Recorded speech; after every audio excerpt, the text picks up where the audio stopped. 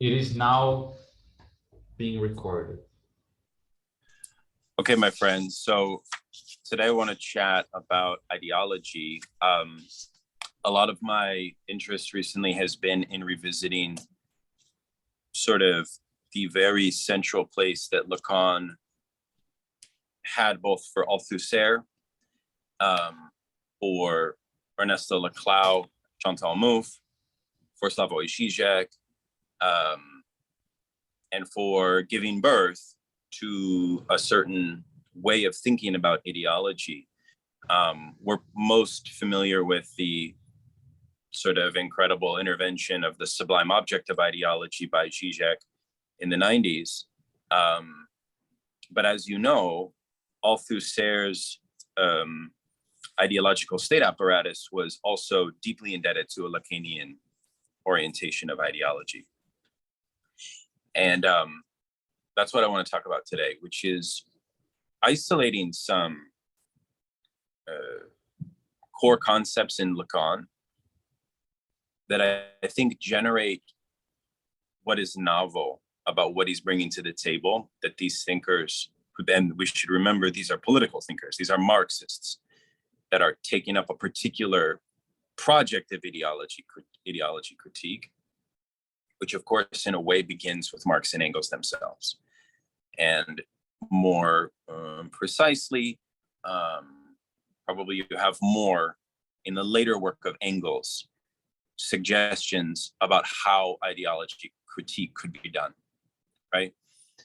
And, you know, how the critique of ideology is taken up by the Second International is a very, very interesting phenomenon. Like, in other words, the history of ideology critique I want to touch on in this presentation.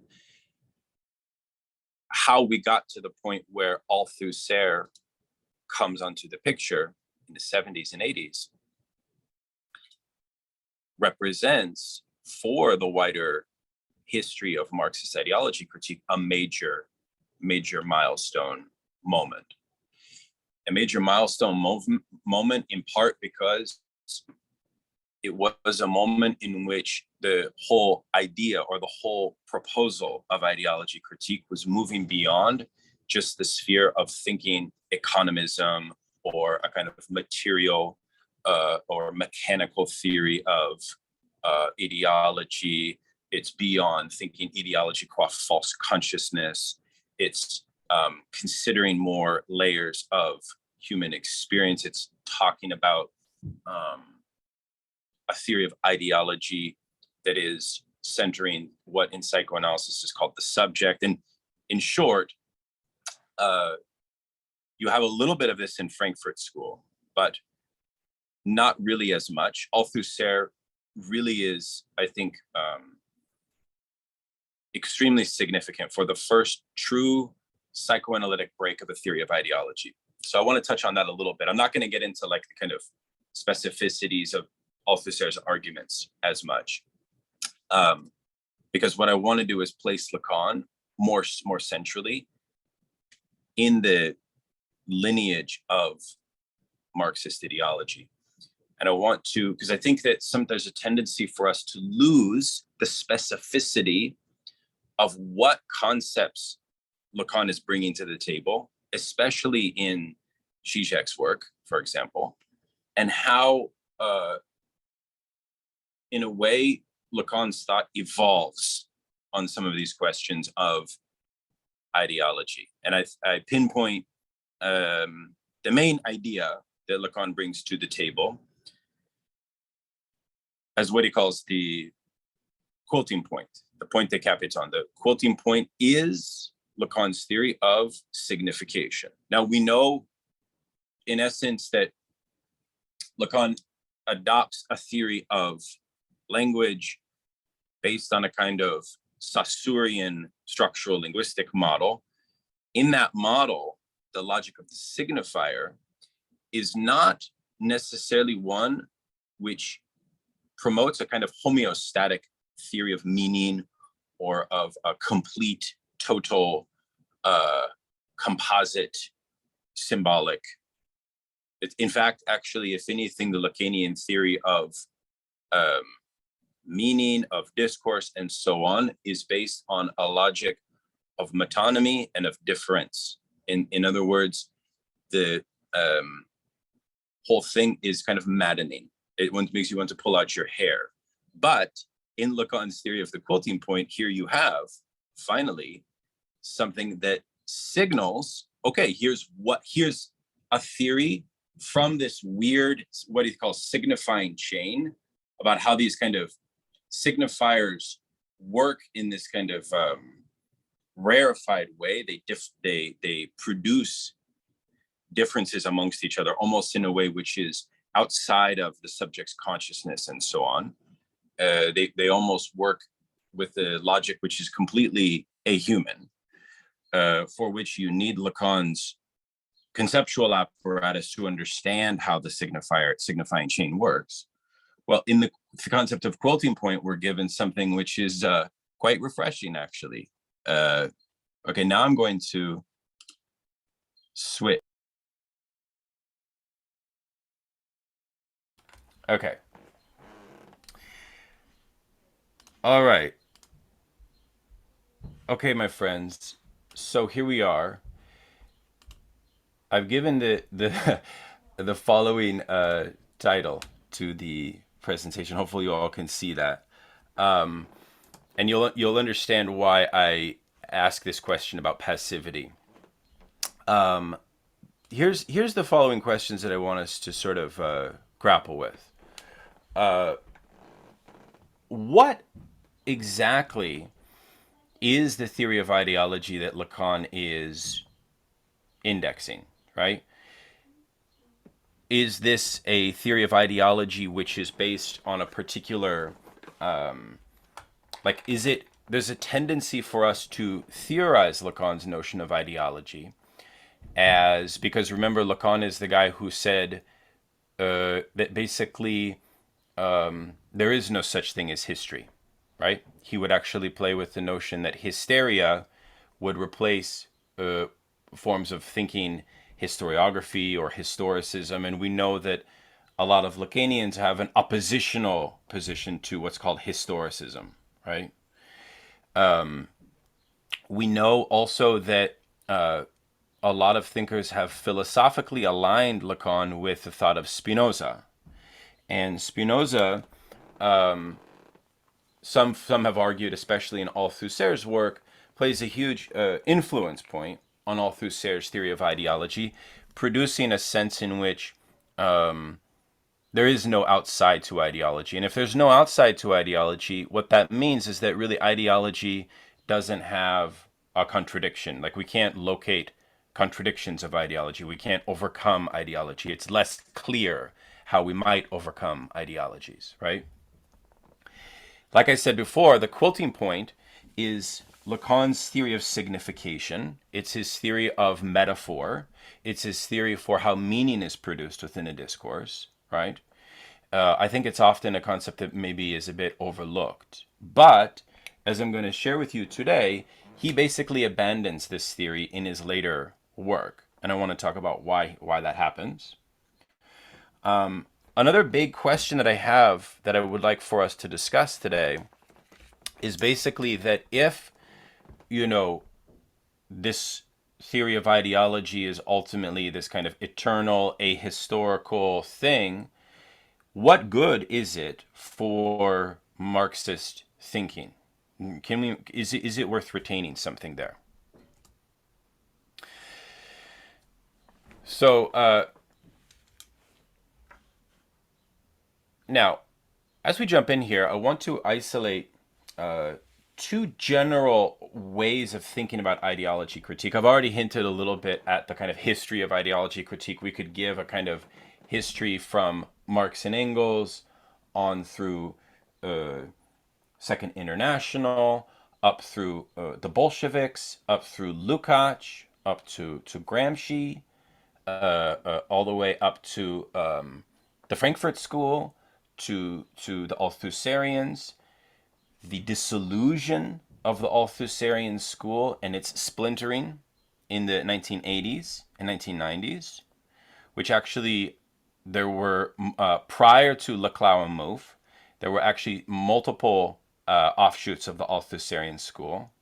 And then that kind of concluded with the Slovene school. I would see them as the kind of natural inheritors in a certain sense, at least today, right? But these are two tendencies, ideology in general and ideology critical. So we are mostly familiar, I would say, with the ideology in general paradigm, right? Now, I'm getting this paradigm from a American-based, I think he's Dutch, Jan Rayman. Jan Rayman has an incredible book on ideology, which I think is called, the subtitle is called On Subjection and Alienation.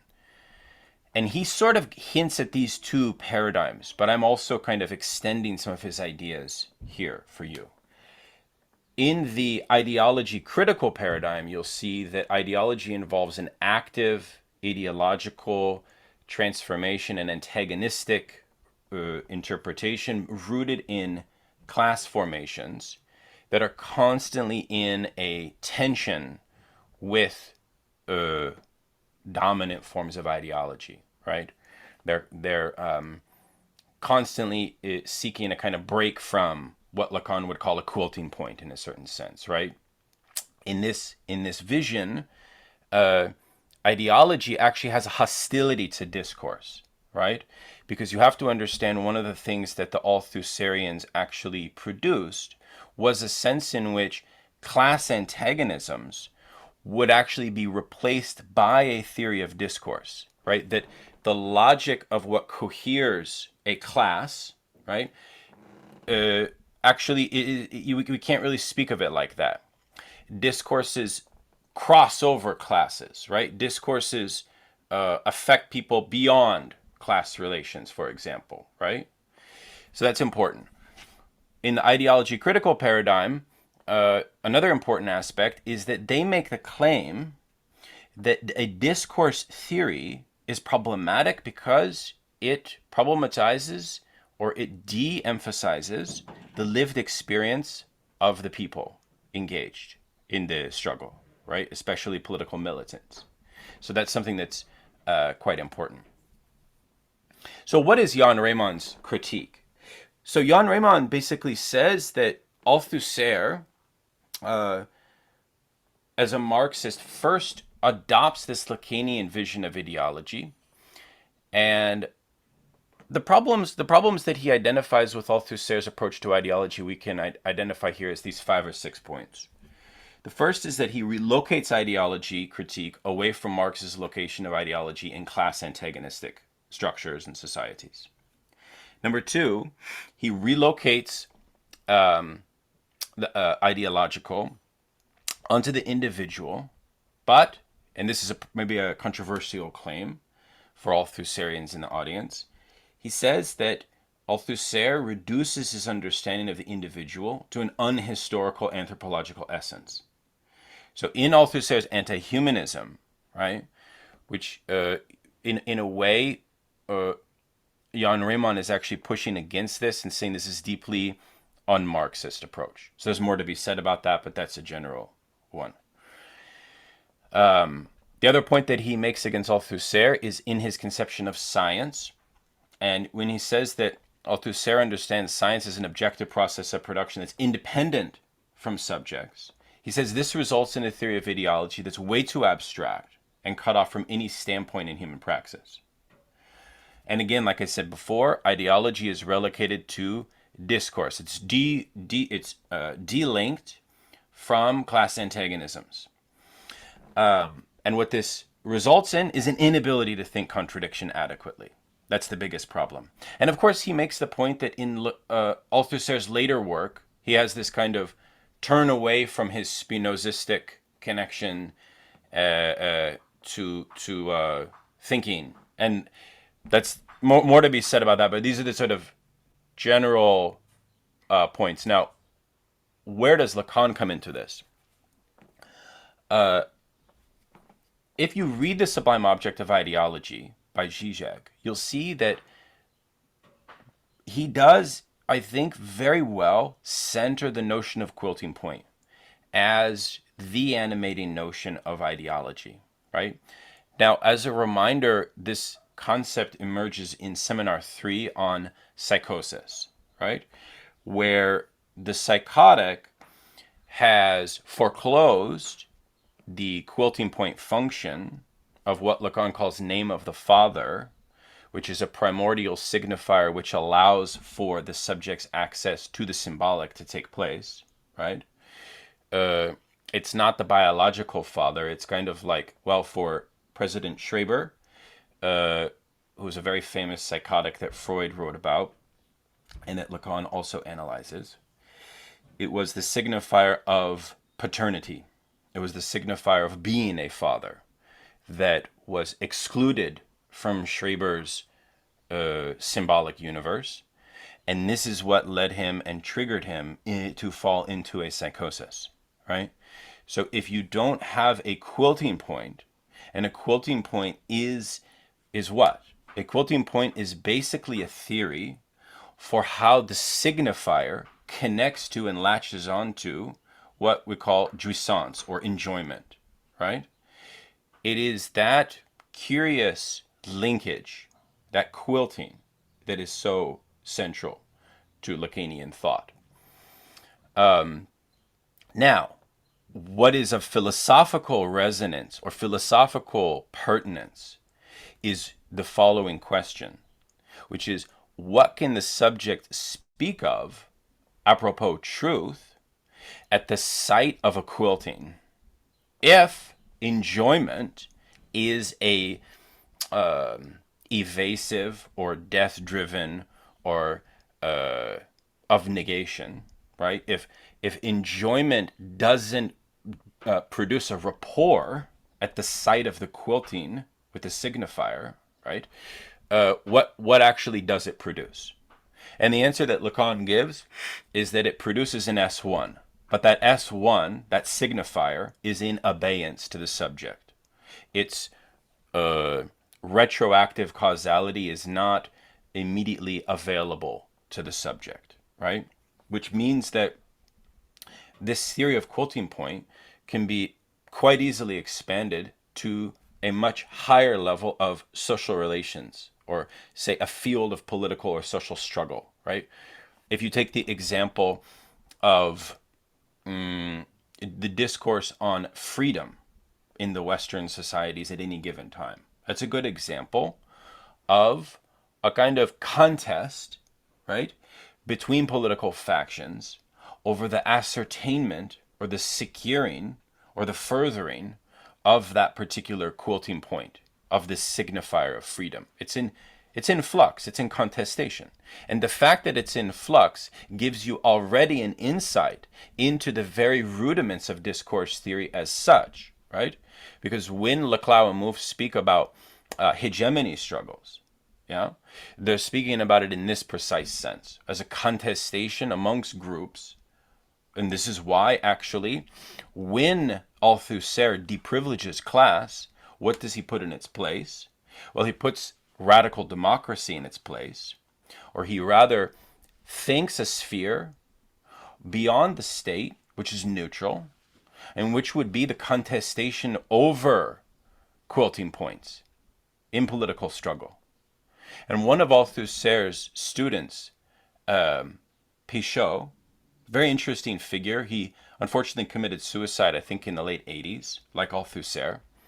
There's a very strange string of suicides with the Althusserian school. I'm not sure exactly why. Maybe it's coincidental. But this gentleman had a theory of that was extremely influential for Ernesto Laclau. And I'll share some of his ideas later. But he had a theory of how a left-wing communist political movement could actually conceive a political struggle vis-a-vis discourse, right? Which is, I think, very, very important. The other important thing I want to point out here is that this is a kind of paradox of Lacan, if you like, is that actually the subject can never, in their measure, grasp the origin of a quilting point. Like, say the quilting point, fear of God, or even freedom or liberation, right?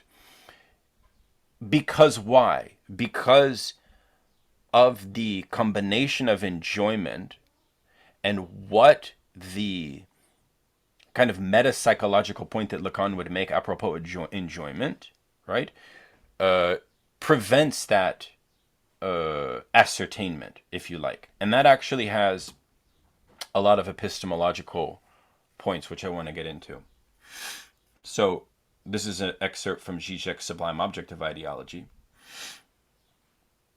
And he says, quote, "The quilting point is the element which represents the agency of the signifier within the field of the signified. In itself, it is nothing but a pure difference. Its role is purely structural. Its nature is purely performative. Its signification coincides with its own act of enunciation. In short, it is a signifier without the signified." Right? So I think it's important that we understand there that it's not, its origin is temporally not accessible except through what Lacan calls retroactive causality. It is something which in discourse has efficacy precisely because it produces effects, right? But in a way, it's paradoxical in the sense that it's the S1 is speaking to the unconscious of the subject, which is why when the quilting point works, we know that it works because it establishes a superegoic link, which I think is very important. And the other reason we know when it works is that it works off of an error. Zizek says that it works off of an error of perspective. You see here, quote, "The properly ideological dimension is therefore the effect of a certain error of perspective. The element which represents within the field of meaning the agency of pure signifier." So you see this notion of error of the quilting point is extremely interesting to me. It's interesting to me because in a way, I think philosophically, it poses a direct challenge to rationalism, right? In other words, and we'll get to this in a moment, I want to know immediately what philosophical justification is being presented for such a picture of political meaning or political truth. You see my point? It's a question of political epistemology, right? The other thing that is interesting here is a claim apropos lack, right? Which is that those quilting points that are most meaningful to us are also sites of a paradoxical plentitude, which is also lacking. It's one of these strange, again, paradoxes of Lacanian theories of enjoyment, of jouissance. So I'm just giving you this as a bit of background. Note this interesting point as well. Why did I open up my presentation by asking the question, is there no outside to ideology? Why did I open up the presentation by asking this question about, can we think a theory of ideology that deals with contradictions better? Well, take a look at this point that Zizek makes in Sublime Object. He says, in a way, the success of the point de capiton, of the quilting point, occurs in a way that is homologous to the transference that the analysand experiences in the psychoanalytic patient experience, right? And that to me is quite interesting. What that means is a classic Zizekian line, in a way, which I find as perhaps problematic, which is that my allegiance to the quilting point, a sign of its efficacy, is when I start to resist it yet still abide by it, right? It's this kind of strange, paradoxical, voluntary servitude to it, called ideology, right? So I just want you to retain these aspects in your mind of thinking about quilting point. And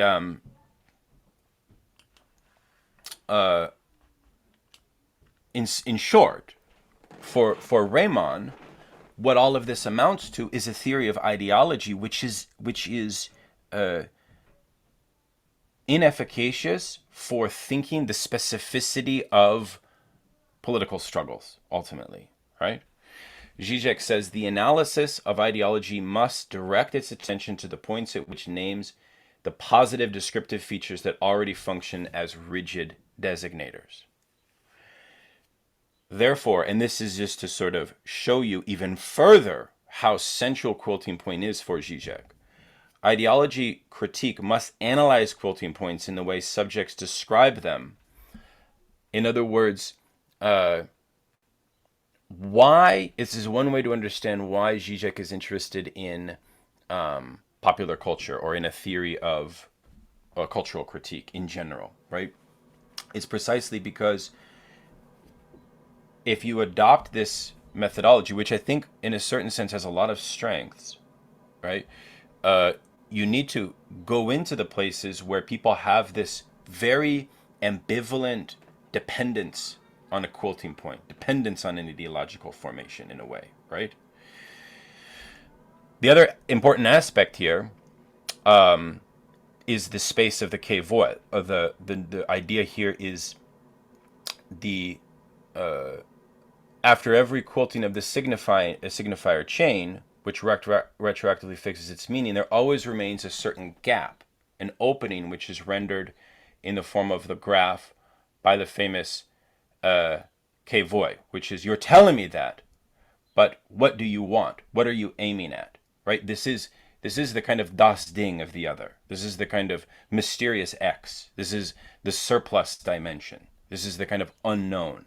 And remember, going back to the point I made about what a quilting point actually achieves, it achieves this strange rapport, this impossible bonding between the antinomy of the signifier on the one hand and enjoyment on the other. But it is in the space of the what does the other want from me that Zizek will theorize some kind of political alteration, right? Or some kind of political theory of what he calls the political act.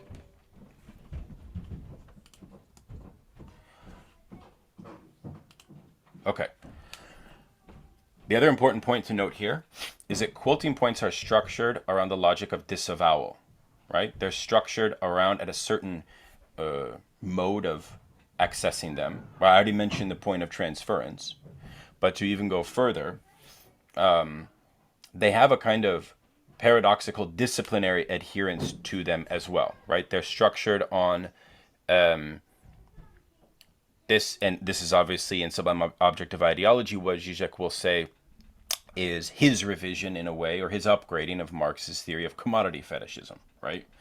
So in a certain sense, the element of the what does the other want from me is, in a sense, something which can be taken up as a quilting point that covers over, and this is an important point, covers over a social or political antagonism that is not adequately encompassed by existing quilting points. So, like, in other words, the theory there would be that consumer capitalism can produce quilting points. What would be an example? An example would be your stress and your anxiety with work. We're going to give you yoga. We're going to give you self-help. We're going to give you these kind of temporary things to sort of hold that together. But in a society that's experiencing social fragmentation, you actually have moments in which monstrous quilting points are brought up as kind of alternatives, right? Which is one way to understand the fascist ideology of putting the kind of interminable X of the Jew in the place there. And Zizek shows that the Jew actually fulfills or fills in that negative space, which we know also in Christianity was the space of the neighbor, right? The love of the monstrosity of the other, right? This sort of, all of these kind of different political ways of filling in that space of the cave, of the what does the other want from me, of this interminable X, right? So, to summarize, in the quilting point, the order of the signifier, what we could call the big other, and that of enjoyment, the thing as its embodiment, are radically inconsistent, yet they hold together. They're radically inconsistent, yet they hold together, right?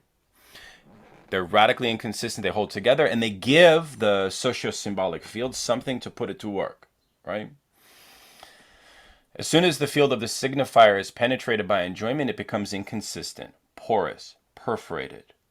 The enjoyment is what cannot be symbolized. Its presence in the field of the signifier can be detected only through the holes and inconsistencies of this field. So the only possible signifier of enjoyment is the signifier of the lack in the other, the signifier of its inconsistency. So, in a sense, I wanted to ask the question, what philosophical theory of political truth is Lacan working with if he's discovering this psychoanalytic theory, right? And the answer in the ethics seminar, which is delivered in, I think, about 1950, and a little bit before that, is that he actually turns to the utilitarian philosophy of Jeremy Bentham, in Jeremy Bentham's theory of fictions. And this is a kind of interesting orientation for Lacan to adopt, because it is the polar opposite of the Kantian orientation that he also adopts at the time of the ethics seminar.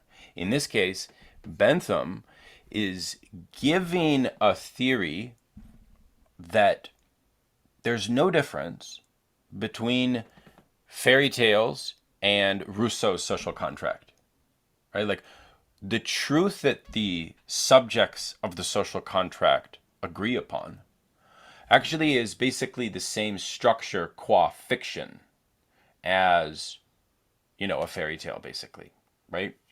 And the reason that is the case is because he's putting a greater onus on the pleasure-pain maximization as a utilitarian as the logic or the onus of truth. So what that means is that he's abandoning any notion of an independent rational truth, right? And Lacan is going along with this and saying, yes, psychoanalysis needs a bit of Bentham, right, as its a philosophical foundation.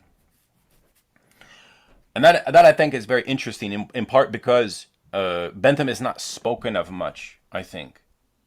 And I think in a way we tend to speak of Lacan's relationship to Kant and Hegel much more than we do to Bentham. And I think that it is also a interesting fact that Lacan actually wrestles with whether his conception of political truth is nominalist or whether it is realist. Clearly, Bentham is on the side of a radical nominalism, right? And I think another open question here revolves around the sense in which is there a space of thinking the subject's relationship to this crazy thing of the S1 that's produced off of the quilting point in such a way that the subject is not duped at all times by it. And that kind of goes back to my question around the notion as to whether there is an outside to ideology, right? The other important thing to note here is that to the extent Lacan would invent a theory of history, Zizek makes the nice point, not in Sublime Object, I think somewhere else, that actually in his book on his dissertation, he makes this point, which is basically that, yes, there is a theory of history in Lacan, but it's not grounded on the rational necessity of the emergence of S1s in history, right?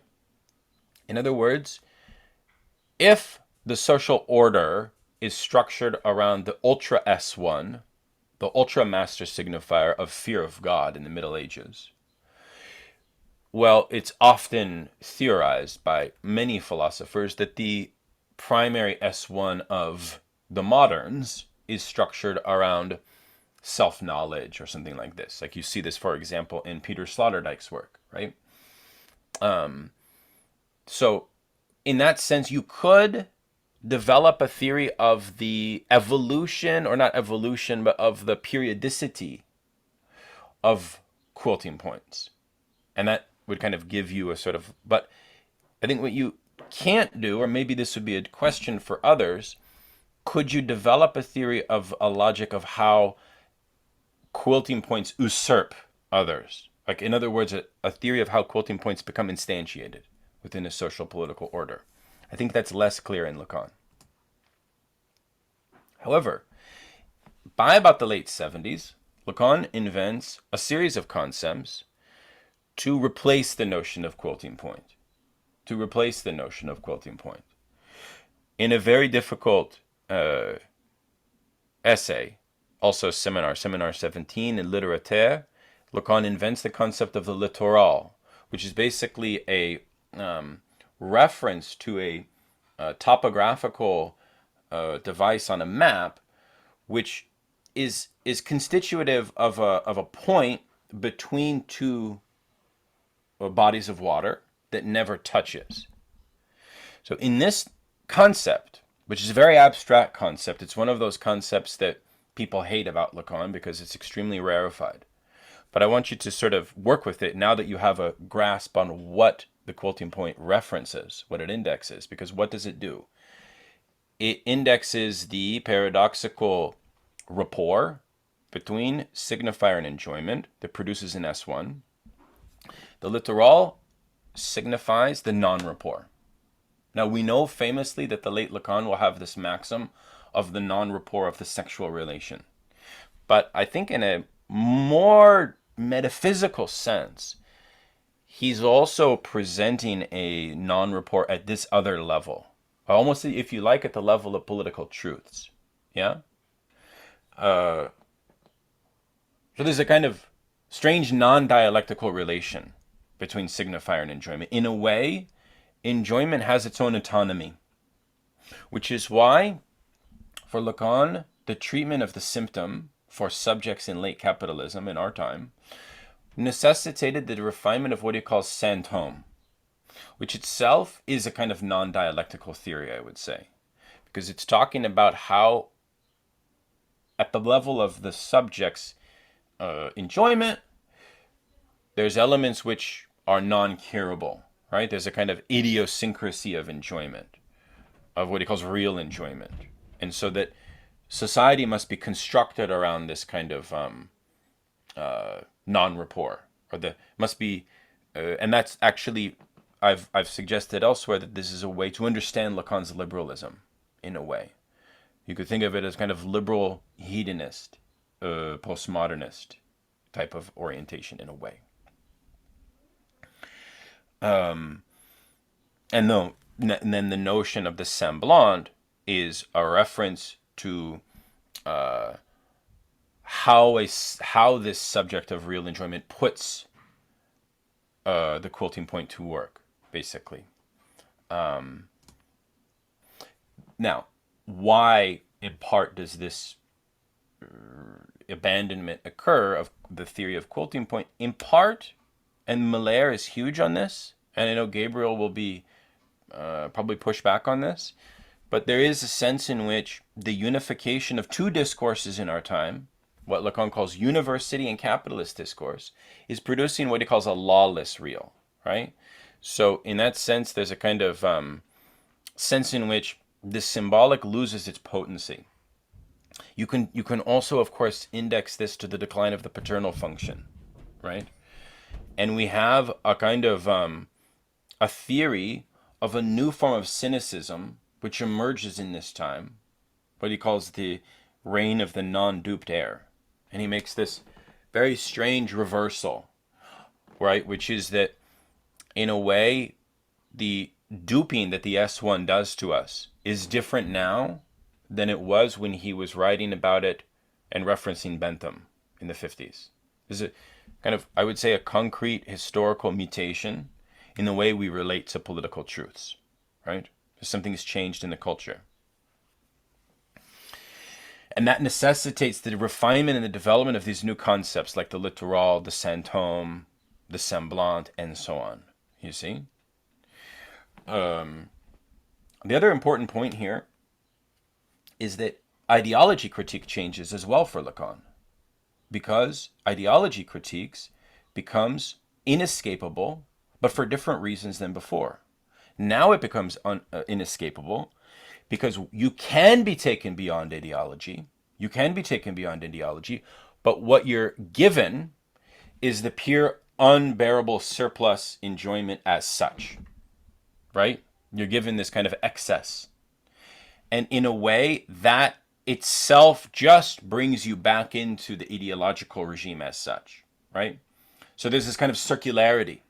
There's a circularity. And Zizek, in a way, is interesting because he doesn't work with this strong theory of the historical break in Lacan. His theory of ideology includes this notion of the reign of the non-duped. I would say that his whole theory of belief itself already accounts for the late Lacan, which I think could be a good aspect of his thought, actually. I want to now pivot to another psychoanalytic model of thinking about ideology, which has some similarities to Lacan's, but also some differences. And this is actually in the thought of Edmund Bergler. Edmund Bergler was a lesser-known psychoanalyst of the inner circle of Freud, right? So he's an early Freudian. He's very traditional. And he also has a theory for how the neurotic subject relates to social truths, political truths, etc. And he says that everything here needs to be understood on the basis of the inability of the subject to confront an excess of guilt, right? So already you have a different libidinal constitution of the subject, which may itself be historically specified to Bergler's time. Although even though Lacan says that our society is absolutely still a society structured around guilt, maybe it is not as much. But nonetheless, I want to follow his ideas further just to share them with you. He says that neurotics invent fraudulent, fictional crimes, right? They invent pseudo-aggressions, what he calls pseudo-aggressions, to conceal a more constitutive primal scene of what he calls the true masochistic structure of the subject. So every subject has to passage through its own psychic masochist. And of course, one of the only ways to adequately do that is to undergo analysis, right? But if you don't sublimate, and he puts sublimation at the very core of how to get out of the psychic masochism and art making. I mean, one of the things he does is he's written all of these really nice character studies and biographies of artists because he was fascinated, similar to how Lacan was fascinated with Joyce, about how you circumvent psychic masochism, right? And the other thing I think is quite nice here is that he says for the neurotic, when something is too rational, or when a political contestation or something that strikes you within an interpersonal conflict hits the mark too squarely, is too accurate, the ego has an immediate defense and actually presents itself as a moron, presents itself as duped, which I think is an interesting way to think about the dupedness of how subjects relate to the S1, right? He says, quote, if you haven't overcome psychic masochism, you misuse reality in order to simulate one. And one of the things that's nice about Bergler is, in a way, Bergler is basically giving a sense in which there is an outside to psychic masochism, right? So like psychic masochism is a kind of sunk feature of neurotic life, right? That is overcome, right? So there is a different mode of relation in the world, right? There are subjects who can handle political truths differently than others. And there's a way in which you can kind of analyze that difference, right?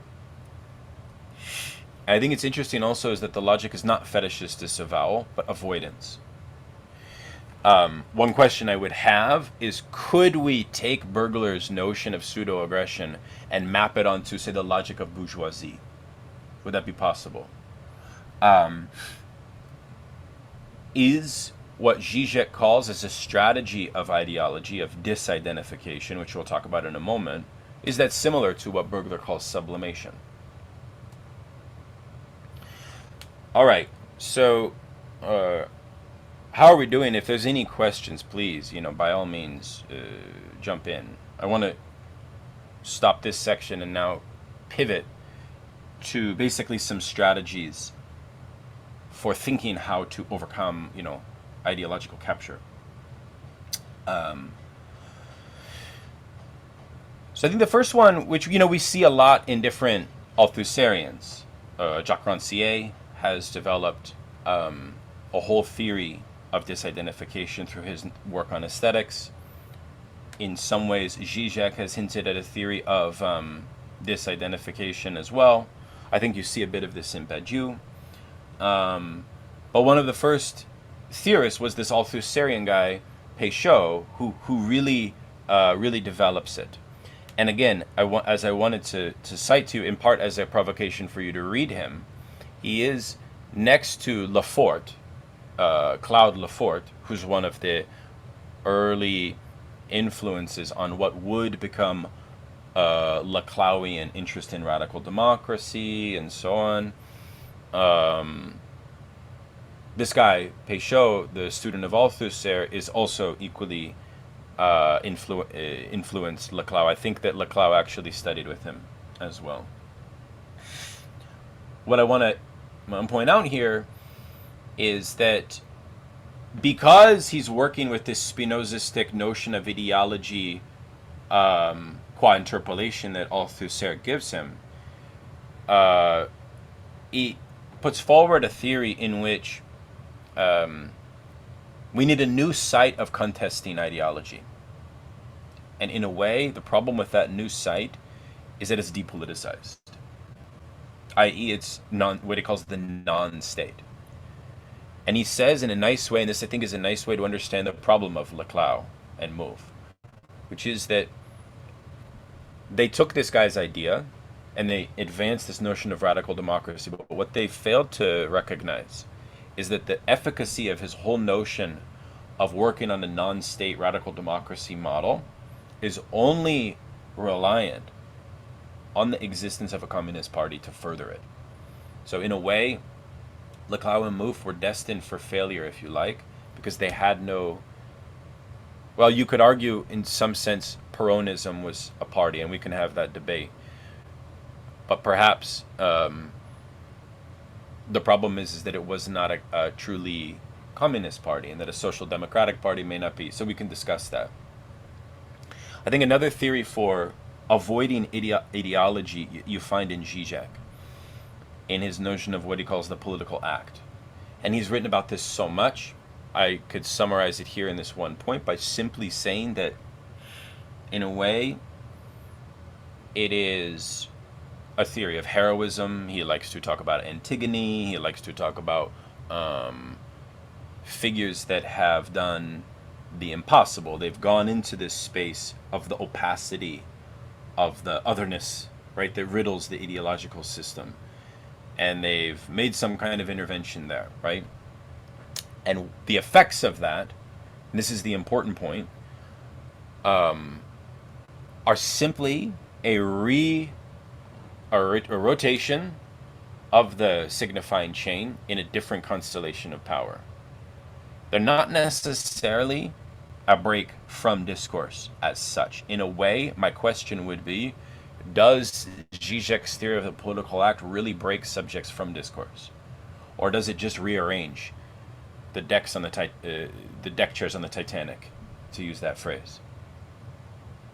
Jan Raymond says that in both examples, they just simply maintain a theory of discourse. Now, in his notions, and I'm going to end here with these last two slides, he wants to say, well, in point of fact, we need to adopt and return to what he calls ideology from below. An ideology from below would be recognizing that, yes, capitalist power, the ruling class, creates codes of ideological error that we voluntarily submit to.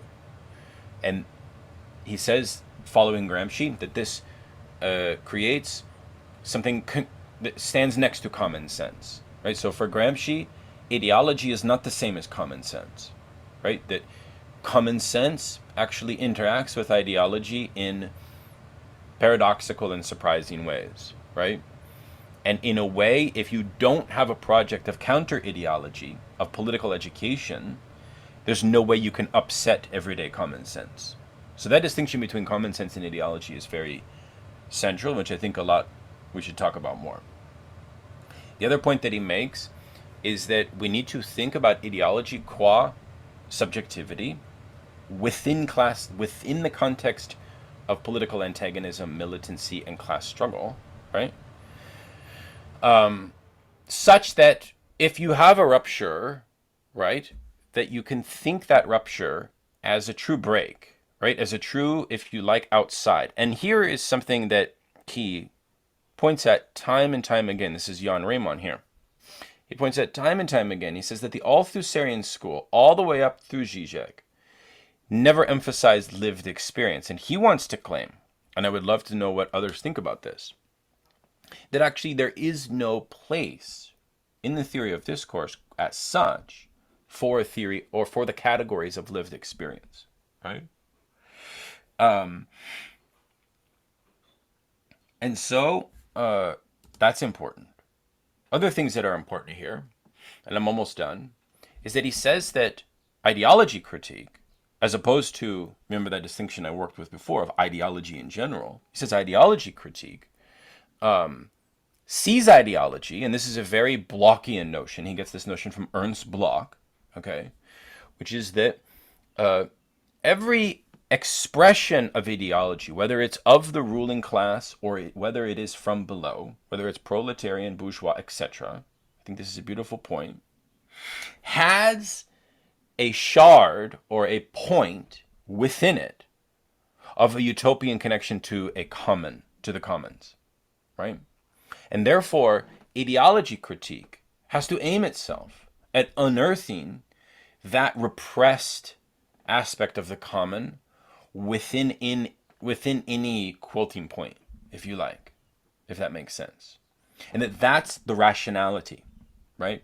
So in a way, the pessimism of Lacan and all of his paradoxes of jouissance, right, could be circumvented if we think about ideology critique from this Blockian notion, in a way.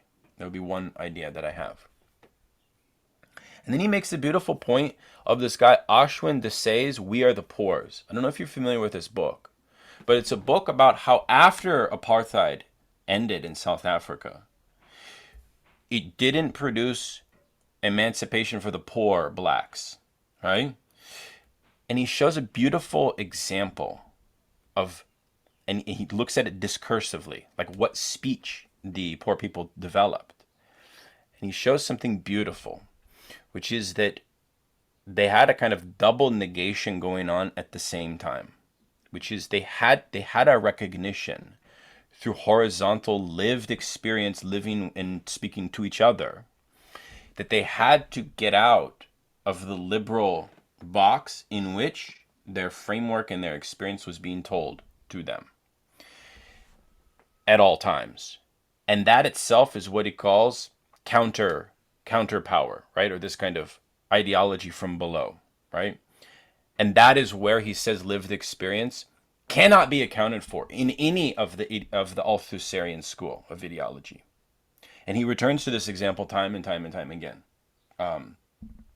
which I think is, I haven't read the book, but I don't know if others have, but I found it quite nice. I will stop there, my friends. Sorry for going on for ages and ages and ages. But it was really enjoyable to get this research off my chest. It's very speculative, like I haven't published anything like on this, you know. But I'm genuinely worried that I'm going to be like, you know, lined up and shot by Gabriel or others, Dennis as well. because I've made so many errors of, but you have to have the courage to make the errors because we live in error all the time, according to Lacan. So there you go.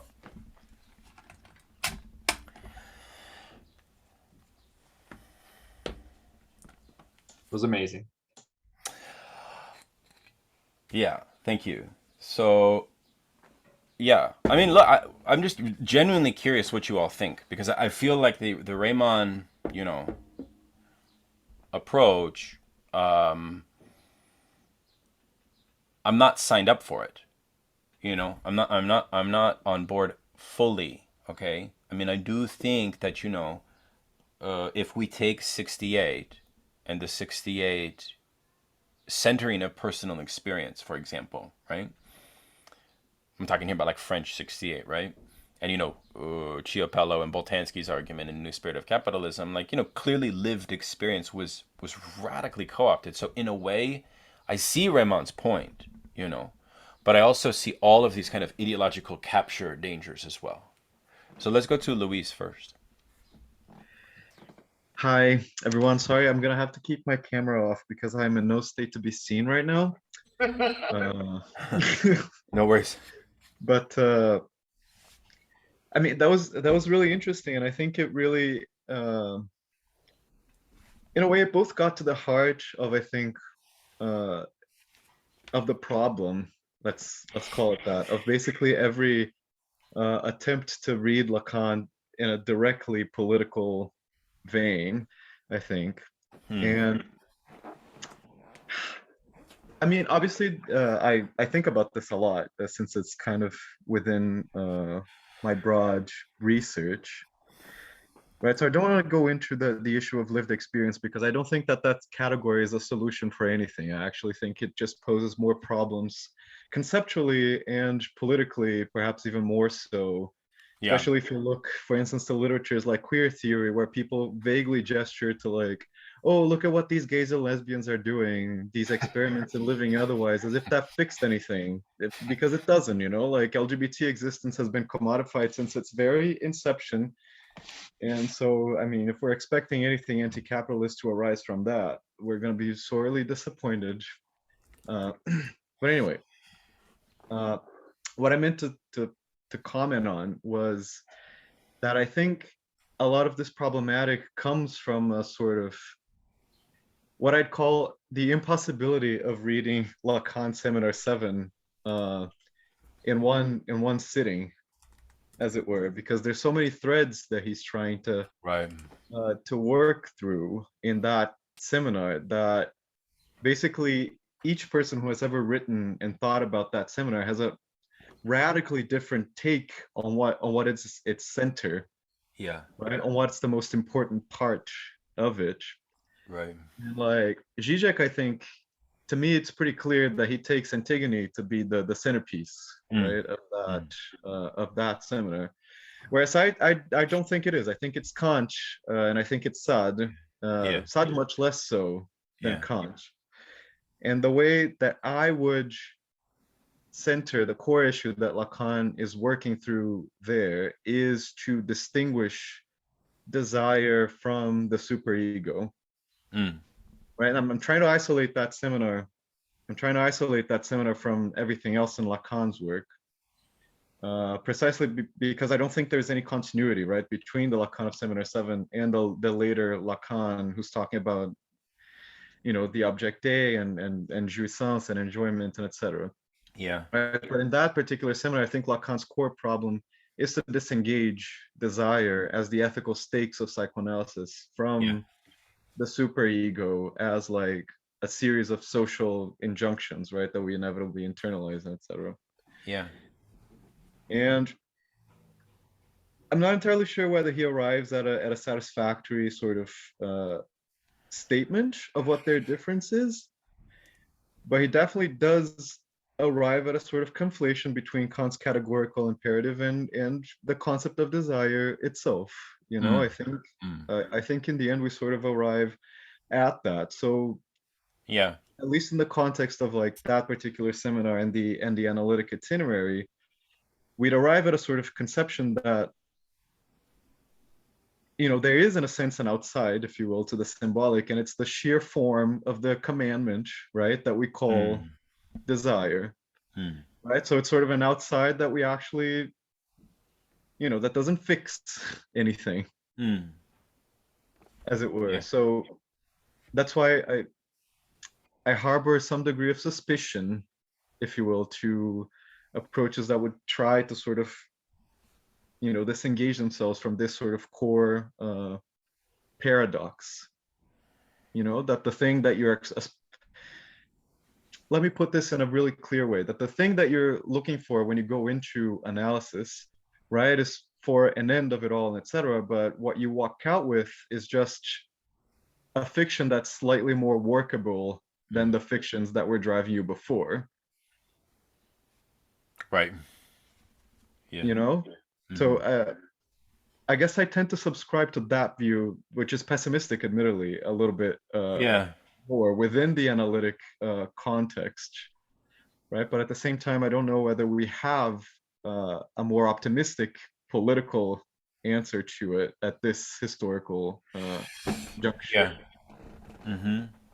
Yeah, I mean, both Bentham and Kant are thinkers who are content with the antinomous outcome of the question of the truth for different reasons, right? For one utilitarian, one deontological, like any philosophy 101 would instruct. And the fact that Bentham is invoked, he's not passionately endorsed, but he's invoked in the ethics seminar. And I read parts of the Theory of Fictions, and it's actually quite literary and quite compelling. And you can see why Lacan likes it, because it's kind of lesser known, because he always goes to the lesser known works of the authors that he cites, which is why in Diderot it's Rameau's nephew, because Rameau's nephew was this book that was never published. It was put in his the office desk, never meant to be published, in fact. But he says this is the secret book of the Enlightenment. Like, if you want to understand the birth of the university discourse, read Rameau's nephew, right? Which is a really interesting book, because the basic point there is that, there's this guy.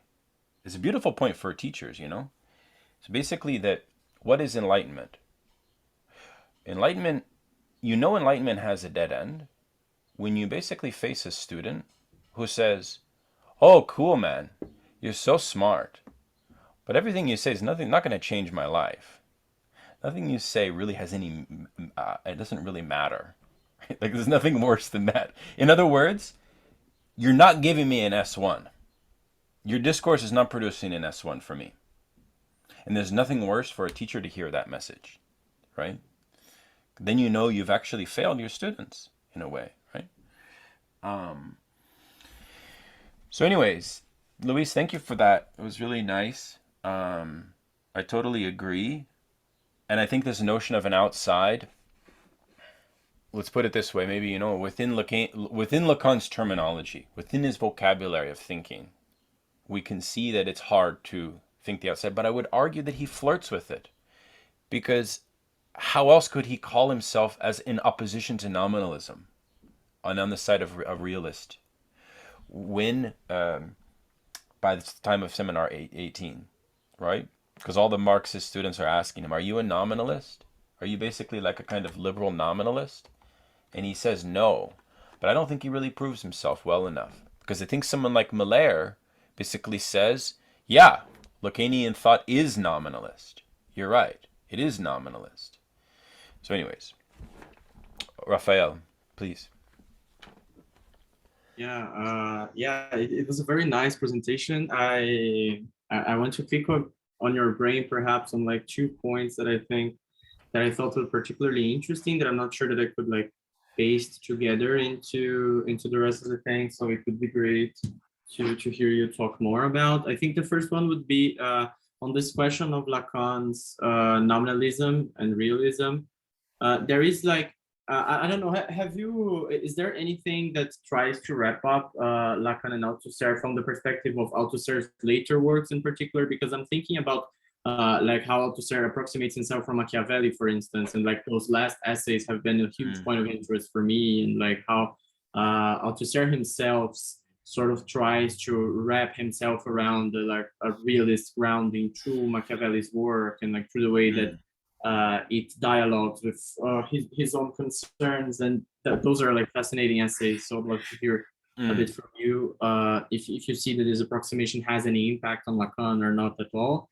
And the second one would be on the question of lived experience also, because I think that it's interesting. It's interesting to, because not necessarily like on ideology theory, but I think that there is an attempt in literary theory to approximate ideology theory from a lived experience. And I'm thinking about particularly like people coming from Jameson's sort of like from Jameson's wing, like under Jameson's wing. And I'm thinking about both Jameson himself, but also Lauren Berlant in Cruel Optimism. I think she does that precise approximation that she talks about. Right. Like I think it's in chapter 4. She talks about how affect theory, which she inserts within the history of like queer theory and queer's interest on lived experience, how it is actually like another step on the lineage of ideology theory, and then she sort of wraps it back to ideology through Raymond Williams' concept of the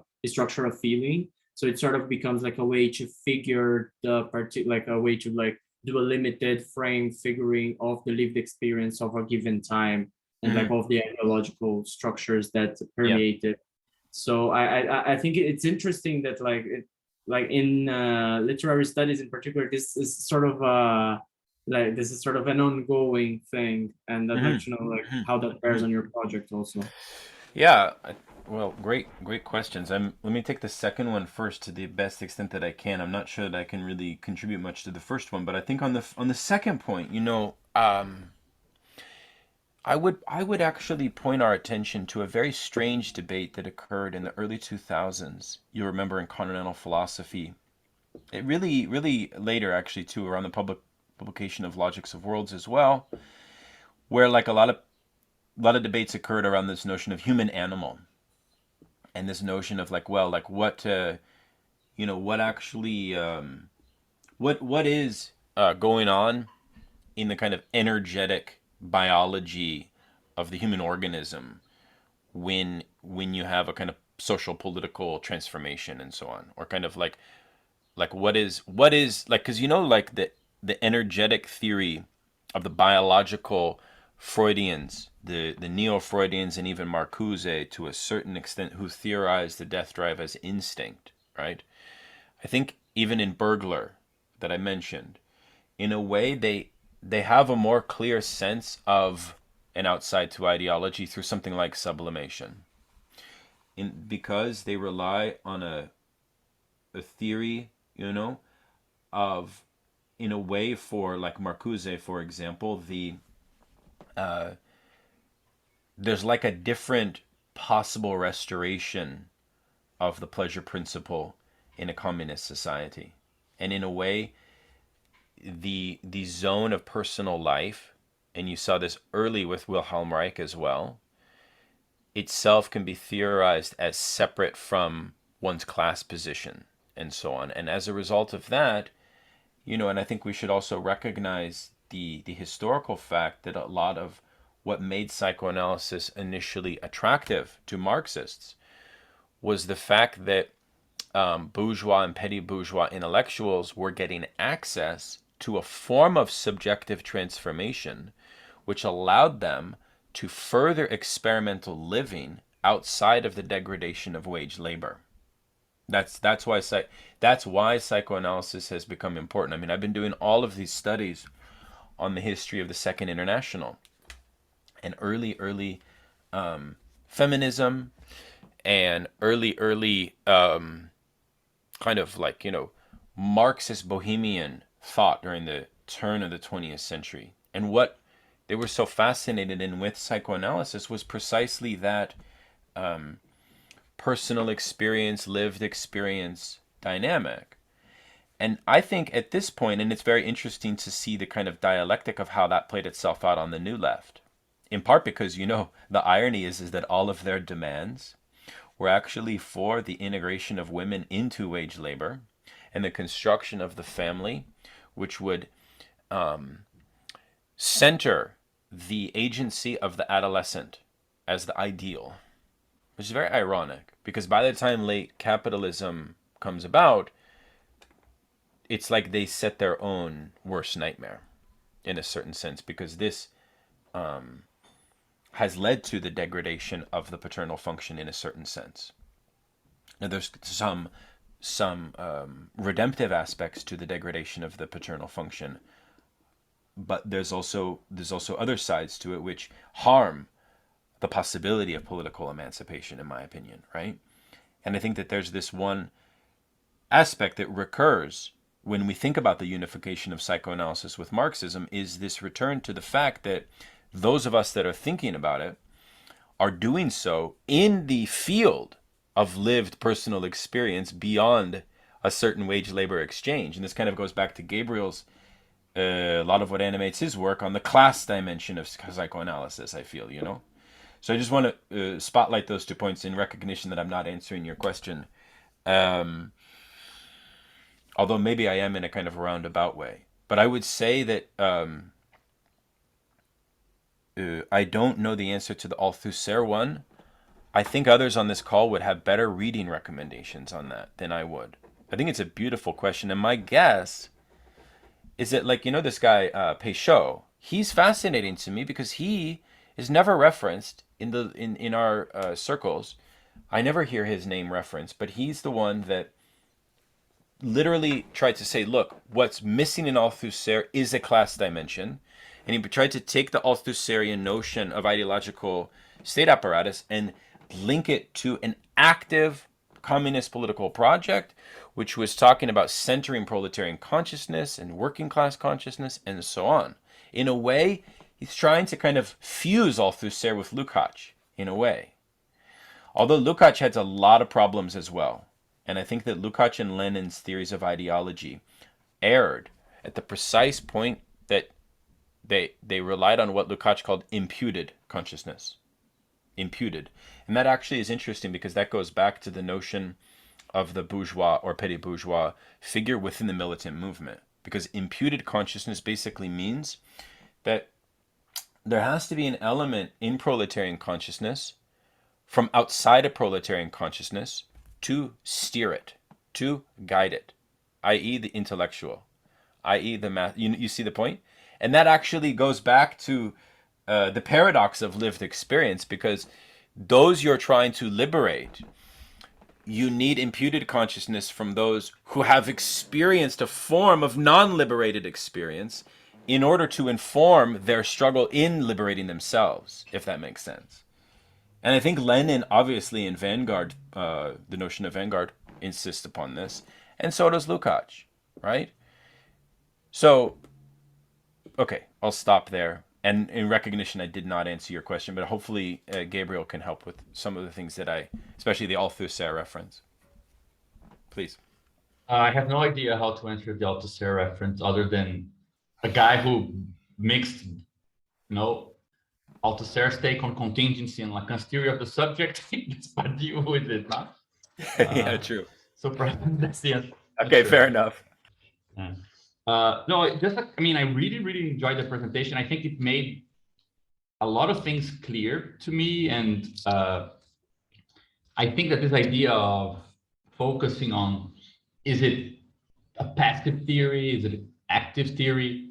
I'm not sure if you thought of it. I'm actually, now that I think of it, I'm not sure if it's published in English, but David Pavon-Coelho, he worked a lot on this topic. He has this manuscript. I think it was never published in English, called Elements for Lacanian Marxism, something general like that. I know it's in PDF. You can find it in French, and you might find bits of this in separate publications, but he makes a very strong critique of Zizek exactly on this point, that it's a passive theory and so on. But I don't know, I just wanted to recuperate some of the things you said, so you can tell me if I understood it correctly, so I can make a couple of comments. The first is,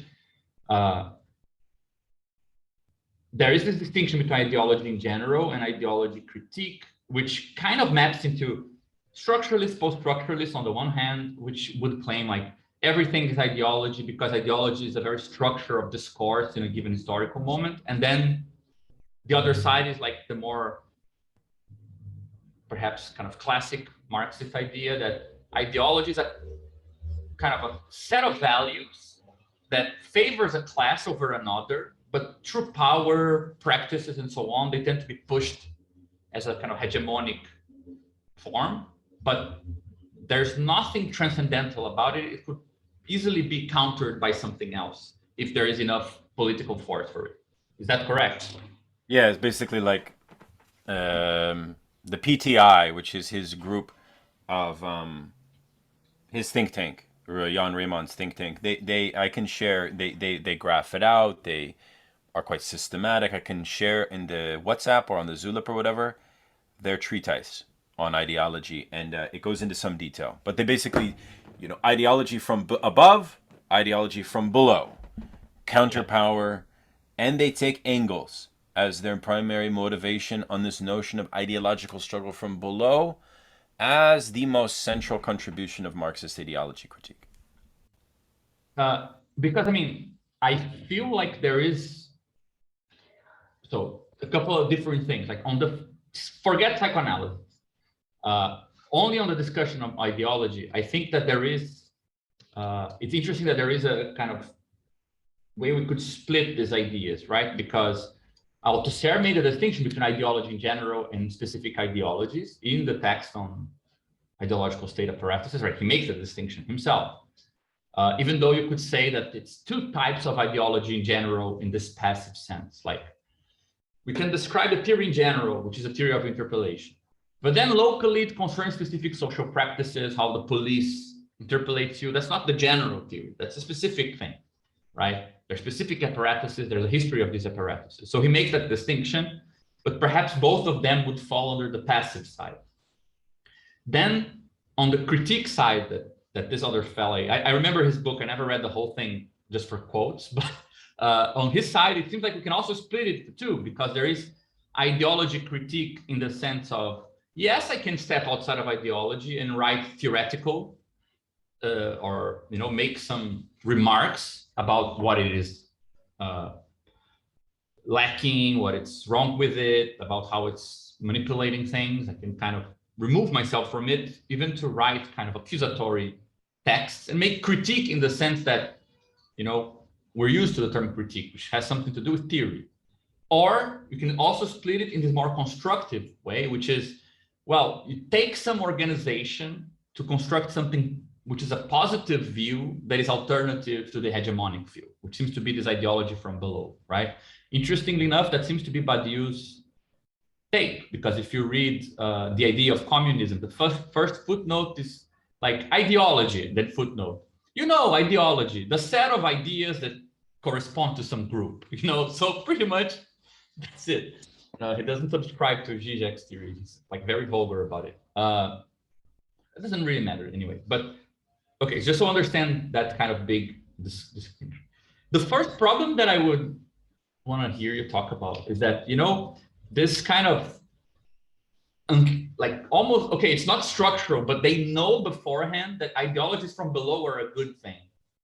Well, in Brazil, I can tell you, we have a very weird ideology from below happening right now that I'm not sure you would like very much, and it cannot say, it's really a bit dishonest to say it's just being force-fed into poor people by these masterminds up above.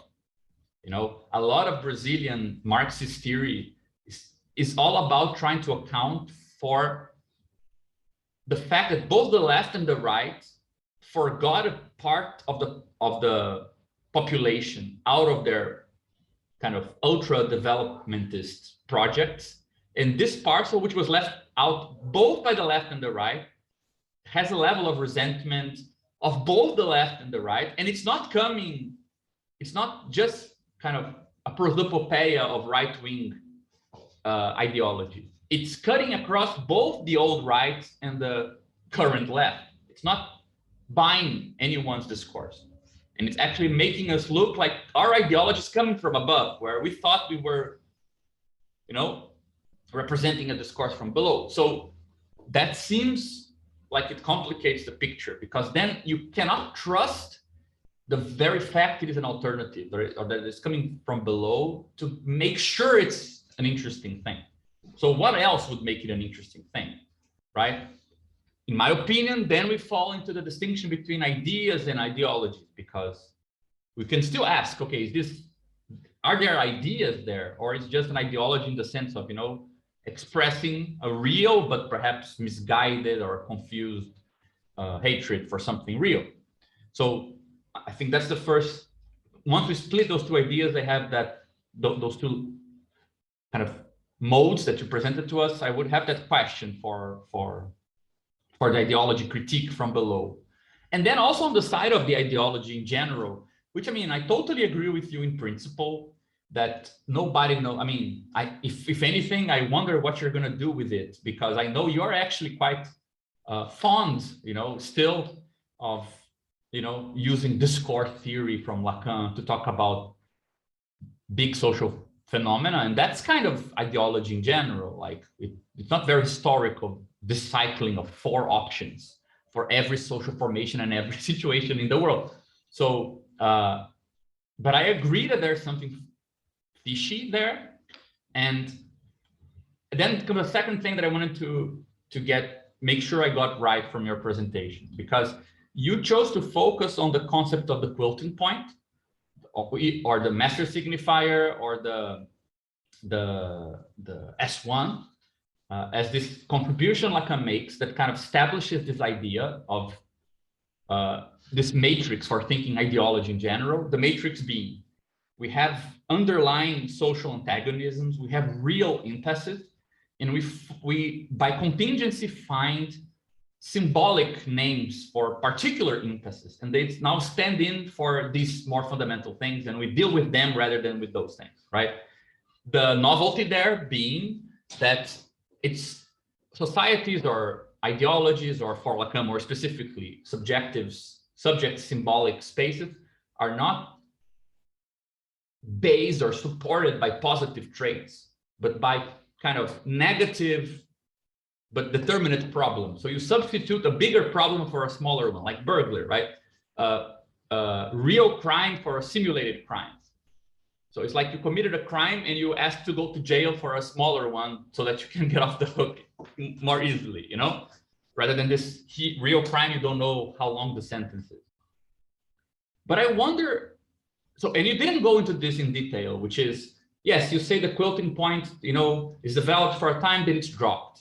And then you mentioned that there is a theory of the non-relation, the whole crazy thing about literals in Littérature, which, I mean, a very weird text. I mean, I find it, there are really interesting things for our discussion here more generally, but I find it totally crazy. And then the symptom, right? But you didn't really kind of then map these other ideas back into the field, like as if it looked to me as if they are your answer to if it's passive or not. Lacan's theory of ideology has a lot to do with what Lacan does after the theory of the quilting point. Just very briefly on it, right? Littérature, I wouldn't say that much because it's as speculative and abstract as Lacan ever got to talk about how representations relate to reality. They relate precisely by missing it, and that's exactly why it's connected, okay? But after that, he started with this theory of the symptom, which is, it had a clearly active role of knotting together things that don't go together, right? The real, symbolic, and imaginary. So you could, I wonder how you would explore that connection between this active dimension of the symptom, which is actually a product of analysis, not something structural from your history, right? Lacan's, after the theory of the quilting point, this theory of the symptom is a theory of what happens at the end of analysis. You construct something rather than a theory of the thing we're trying to discover in analysis. What is the thing that stitched together stuff for you before you arrived here, right? So it seems like it's relevant for the passive active thing. But then my question, so what do you do about Bolsonaro? What's your take on the active-passive thing concerning the symptom versus the quilting point? So far, the symptom is actually a construction in analysis.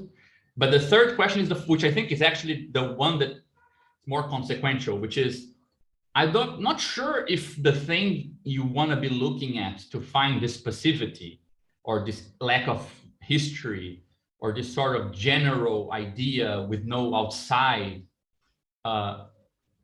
if you should be looking at the quilting point rather than at Lacan's definition of the symbolic, which is what actually ties together Lacan, the symbolic, then discourse, then Peugeot, then Laclau. It's always about this one field, like one playing game where everything is in it and there's nothing outside of it, right? Because if it is about the symbolic and not about the quilting point, it doesn't matter what's the solution Lacan's going to give to the problem. Insofar as is the solution to the problem of the symbolic, it's never going to be good enough, right? I mean, why is there one symbolic in Lacan? Why? I mean, Lacan can say the symbolic is inconsistent. Fine, like it's like some magic trick with Gödel, like, oh, there is no set of all sets, therefore the symbolic is incomplete. Yeah, but what about there being kind of symbolic fragments that don't get stitched together and you can't really totalize them, not because they're contradictory oneness, but because they're multiple. Like, for example, a logics of many worlds. I don't know, somebody could study that, because if you take it from that perspective, and I mean, it's a very practical perspective in psychoanalysis, because if the practice of psychoanalysis actually dealt with the idea that there is one symbolic, you wouldn't need the pass. Because there's only one solution, and every solution in analysis stitches together with every solution, and it's kind of easy. It's hard because everyone's speech is much more complicated everyone's psychic apparatus is much more complicated to weave together into like something we all kind of understand to be the basis of the Lacanian theory, So I think that there is a separate critique you could make, like an inverse way of approaching the same problem that has to do with this issue. Like, why do we assume, and doesn't it require a weird extrapolation from the clinic? Because in the clinic, it makes sense to say there is one symbolic because there's one patient, right? But when you extrapolate to the idea that where there are many people, there is still one symbolic, you can talk about, let's say, islands of cohesion amongst people who have many traits that make them similar. But then you would construct that unity rather than assume it as a transcendental given. And then you're already in the field of ideologies from below, from above, from the side, or whatever you want to do with it, Yeah. So I wonder if that is not an alternative way of approaching the problem, which I think it's a big problem. It's a bigger problem than the quilting point, because it's the part that looks not crazy when you read Lacan. Okay, differences, the symbolic. Okay, that's the part you want to accept. And then the quilting point is the weird part. Yeah. But perhaps the regular part is the problem. Yeah. Well, yeah. No, just very if you good. start to think about it, like not even in the clinic, there is this, you have speech, you don't have language. Yeah. Language is distinct. Yeah. There are some concepts in Lacan that I'm kind of that I just don't like. Like, and maybe, like, for example, I really dislike the notion of the big other. In part because it's like one of those concepts that's kind of cute. It's like named after like something you would read in Orwell or something like that. But also, I think You thought that. Yeah, it's sort of that whole, I don't know, The scary monster. a comedic element to it. But nonetheless, I felt Quilting Point was interesting to latch onto, in part because, if we take this notion that I think Karatani gives us in his work on psychoanalysis, that consumer capitalism actually erodes super-egoic efficacy, A. And then B, super-egoic formations are kind of these kind of localized contingent formations. Well, Lacan's theory of the quilting point also is a theory of the production of a point where super-egoic adhesion occurs, let's say. And I like that because in a way it helps kind of de-link a global theory of quilting point into a kind of multiplicity in a sense. I mean, in a way, there is an ultra transcendental, like Western civilization has a kind of S1. Like, for example, like I would argue that the S1 of American liberal capitalism is something around liberal meritocracy, and the fact that the S1 of meritocracy is so convoluted and contested. We already saw before in the presentation that that's actually a sign of its efficacy as an S1. So I think that there's a beauty in that transcendental frustration of the ultra S1 of how quilting point occurs. But what's even more interesting for me is how communities can experiment with breaking from predominant quilting points, and that is leading us to your question on how does the other form, ideology critical model, paradigm, whatever.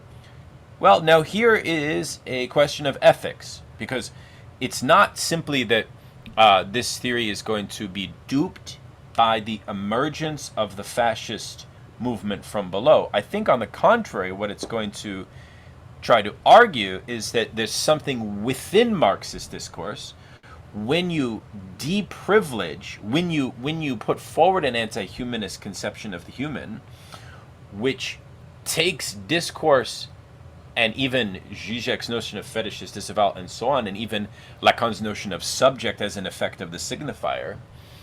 I mean, is that something which is going to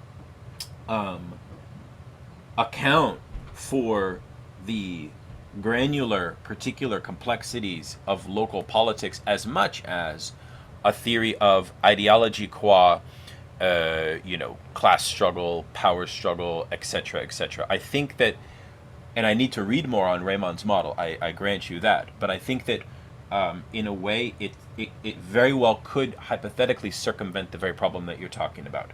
And it would have to do that by creating something close to what Badiou creates in his ethics, where he makes a distinction between reactionary and militant subjectivity in their relationship to truth. And there's a kind of differentiality between the way that they're manifesting and kind of the truth procedures are working there. So I don't really have a satisfying answer to you there, other than the fact that couldn't we also accuse the ideology in general camp of also being duped by the same emergence of something like that from below? Or are you rather suggesting, Gabriel, that they might give us a more coherent account as to why the group is able to kind of pull this thing? I mean, we're seeing that already in the United States. In the United States, that's been going on for quite a while, and I would have to know more, about what this grassroots Bolsonaro reactionary movement is actually doing at the level of discourse, because you also have the question of sexual difference, which, in a way, is Lacan's ultra-transcendental theory of what unites the tapestry of, or is rather kind of like the precondition of quilting point constructions, in a way, right? And that, I think, is what I tried to address your third question. That is what I tried to reference as something about the historical shift in Lacan's teaching to the level of the non-rapport. Now, I'm just as baffled as to that shift, how we theorize that shift in his thought. Is it something related to this kind of late capitalist superego demand to enjoy? Is it something related to some crisis of a new symbolic of a lawless real?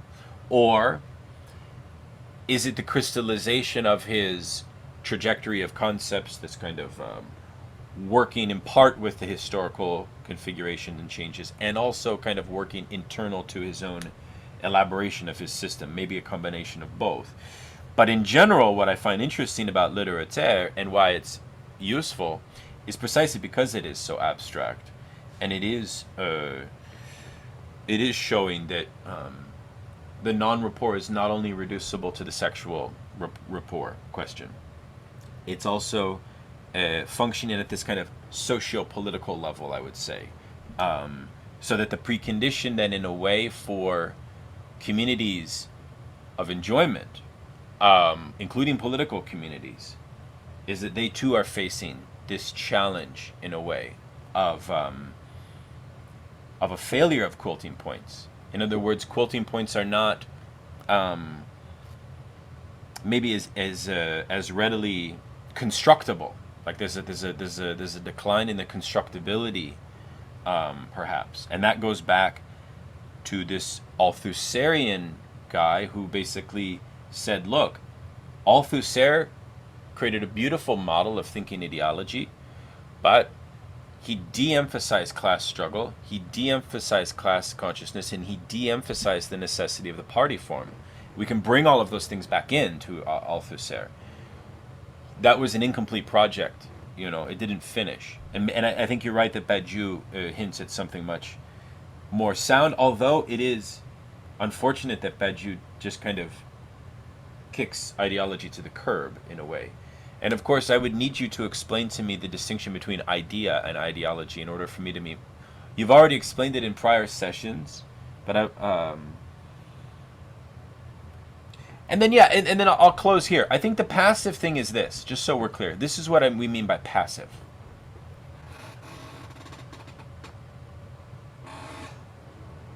Does the moment of counter power from below break the subject from the signifying chain and grant them a kind of reprieve or a kind of a true construction, or are they just rearranged in a kind of new libidinal order, right? Like Zizek makes a nice point that Margaret Thatcher is a good example of what he means by a political act, which is that, everything after Thatcher's intervention, nothing can be the same, right? It's like a true political act in that sense. And I think if you use the example that Raymond does, that I shared at the end, of the poor people in South Africa, what I liked about that was that they found a way to push and construct something completely new, because they gained a consciousness of two things at once. One, what unifies their lived experience that is being denied to them, and how the constellation of the quilting point that dominates them functions. They learned both of those things, and they push both of those against their oppressors. In that sense, for a moment, they achieved something beyond ideology, in that sense. So I think it's that, in that way, I would say it's active. Whereas in the Zizekian model, one could see maybe not so much. I'll stop there. I'm sure there's many things you could come back, but I know Dennis has come, and actually Andrea was first. Yeah, please, and then Dennis. No, Dennis should go first. Okay. I saw you before, Andrea. I'm sorry. It's okay. Yeah, it's fine. Okay. Dennis, please. Yeah, I don't want to keep us too long, so my question is short. It's just, sure. I'd like to ask you about the role of comedy in all of this, because I think one of the best books I've ever read on the quilting point was Zupančić's Odd One In, right? It's like the classic text, in my opinion, on this. And when you were talking about like the constructability of quilting points, it made me think about, the way comedy is constructed. I mean, it's not really constructed in this like very intentional way by particular people, I guess comedians maybe, but yeah, it's more like something that arises from below, as you said, right? It's like counter force thing. And I was thinking, how do you see the relation between comedy and the creation of this counter ideology? Yeah, it's a good one. I mean, I always felt like Karatani's piece on his interpretation of Freud's text on humor was such a favorite. I put it in my book because I love the way that he drew a distinction between consciousness and non-consciousness, between wit and humor. So humor is non-consciousness, and wit is consciousness. And he said these are the kind of general, these are the two modes of humor. Or these are two sort of like orientations to comedy, let's say, writ large. And he says that non-consciousness, like forms of joking, which are not reliant on being clever. They're actually reliant on Charlie Chaplin style humor, using your body. He says we can understand and index that to the Freudian theory of death drive.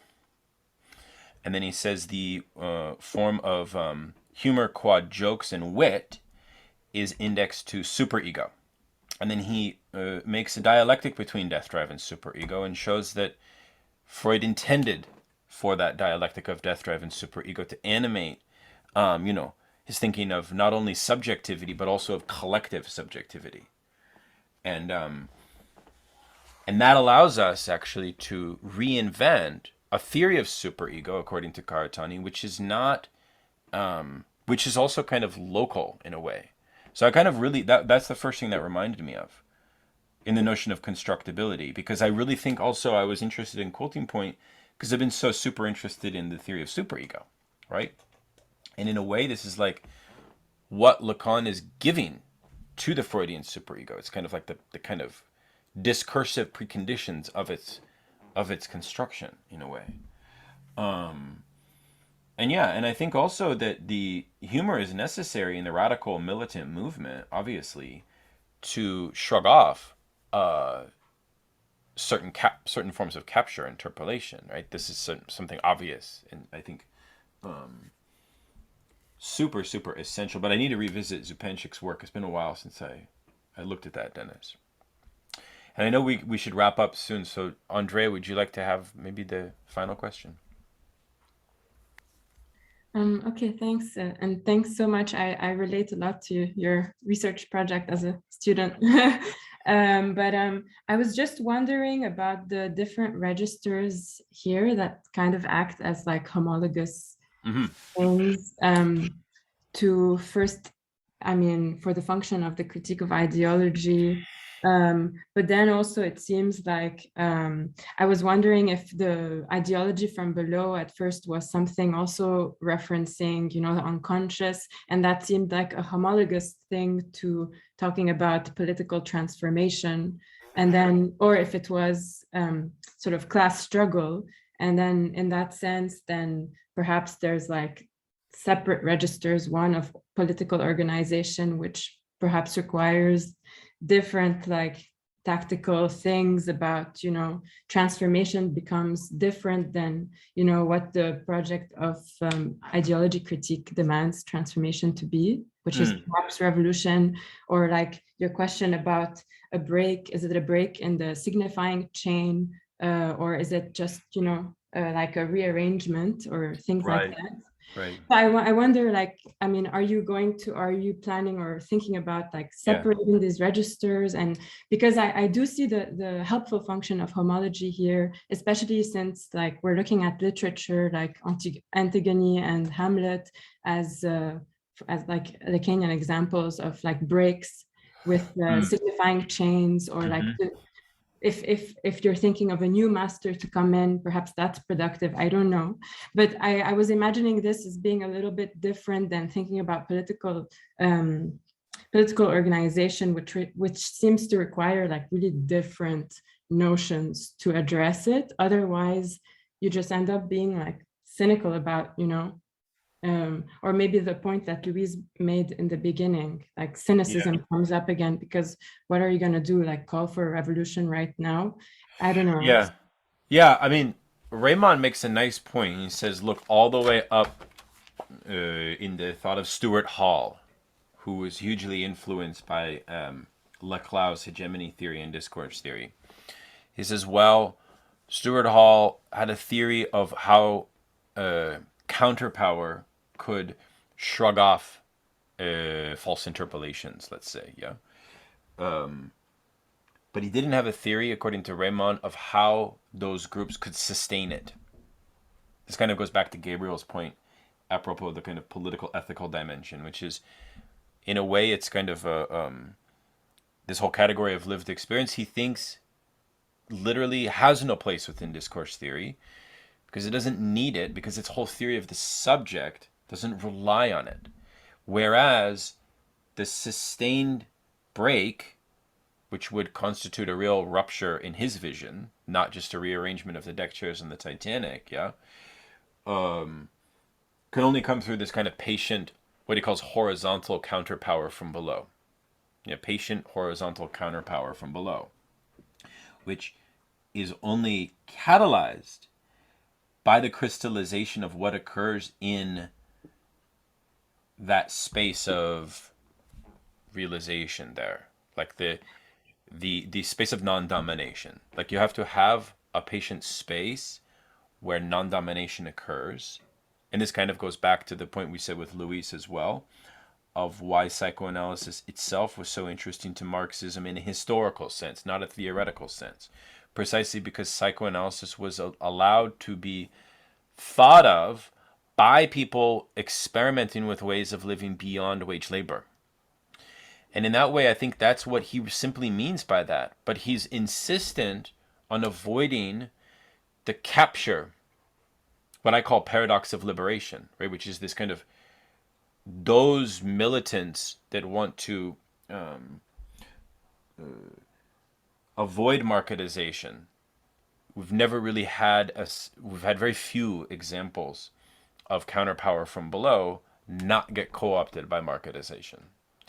So I guess I need to develop this more, but this is sort of the direction that I would say I need to engage this more, and I'm happy that you're intrigued by it. I think it's quite refreshing, also because I feel like it's timely as well, in part because I've been doing a lot of public engagements with Lacanian theory, and a lot of comments that I get from people are like, oh, people are still into Lacan. That's amazing. There's something about Lacan and Lacanian theory, I feel like today in 2022, which people are sort of wondering, like, well, what is it good for? We've already had 3 or 4 generations before us use Lacanian theory. What have they achieved, you see? So it's an interesting time to really push on Lacan and the Lacanian apparatus and ask ourselves, what is being produced here that's useful for political liberation and for militant struggle and Marxist struggle? So yeah, I guess I would say that. I know that may not answer your question, but hopefully it. Where are you a student at, Andrea? New York, Columbia. In New York? Yeah, Columbia University. Oh, beautiful. Oh, wonderful. Are you going to see Gabriel when he goes? Yeah, I'm inviting Gabriel. Yeah, she invited me. The one, okay. I wish I could go. I wish I could be there to see everything. But Yeah, unfortunately, not going. Yeah. It's a blow to our friendship, but okay. Yeah, no, thank you guys so much for this rich engagement with my research. It was just total delight. Yeah, by the way, Michael just asked here in the chat if the theory of local superegos is in Nation and Aesthetics in Capiton. Yeah, that's where I got it from. Yeah, I mean, it's there and it's elsewhere too. Yeah. Primarily there in his book on Freud and Kant. Yeah. But of course, as Gavin Walker said in the event we did with him, Gabriel, that Karatani has like all these essays on Lacan that haven't been published. So like I only have like a sliver, but with that sliver you can do so much, right? Anyways, any final comments, my friends? This has been a blast. I'm gonna send you a long WhatsApp message afterwards. Just so I don't. We have to continue we have to continue our podcast. Gabriel and I are doing a podcast of WhatsApp voice memos, and it's amazing. It has been really fun. It's been a lot of fun. I think Michael wanted to ask something. Oh, please. Yeah, sure.